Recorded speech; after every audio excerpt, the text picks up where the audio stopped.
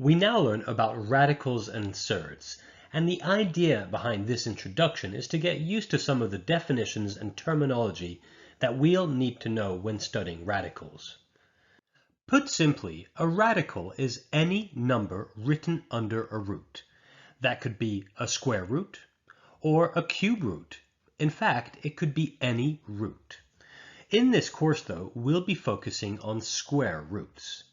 So for instance, the square root of 2 is a radical, or the square root of 16, that's also a radical, and even the square root of 256 is a radical. Now when we write the square root of some number a, like we have here, that entire expression is known as the radical. The number that's underneath the root, though, in this case a, that's known as the radicand. And you'll definitely want to make a note of that term, as that may be coming back later on in the course. When working with radicals, there are two main types. Those are rational radicals, and those are radicals whose values can be expressed as a rational number. So for instance, the square root of 4 is a rational radical. Indeed, it's equal to 2, which is definitely a rational number. Another example could be the square root of 64. Well, that's equal to 8. So again, it's a rational radical. And even 1 over the square root of 9. That's equal to 1 over 3, which is a rational number. It's therefore a rational radical. Remember, a rational number is any number that can be expressed as a fraction. The other type of radicals we'll have to work with are irrational radicals. And those are radicals whose values are irrational numbers and cannot be calculated. Remember, an irrational number is a number that cannot be expressed as a fraction.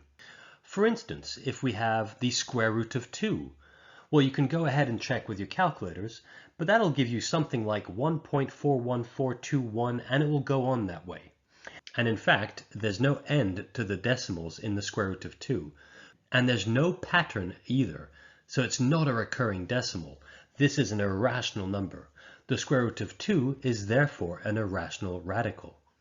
Another example would be the square root of 5. And again, you can check with your calculators, but that should be 2.23606 and so on. Again, that's an irrational number, so this is an irrational radical. Rather than calling these irrational radicals all the time, we come up with a term, and that term is surds.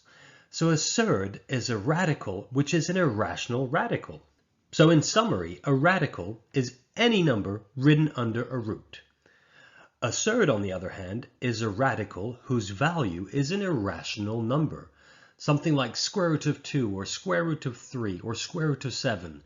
Those are all surds. And there we have it. That's what radicals and surds actually are. And that's it for this tutorial. I really hope that helped, and if it did, please hit like on this video and even subscribe to our channel, because that really does help us. I'll see you soon.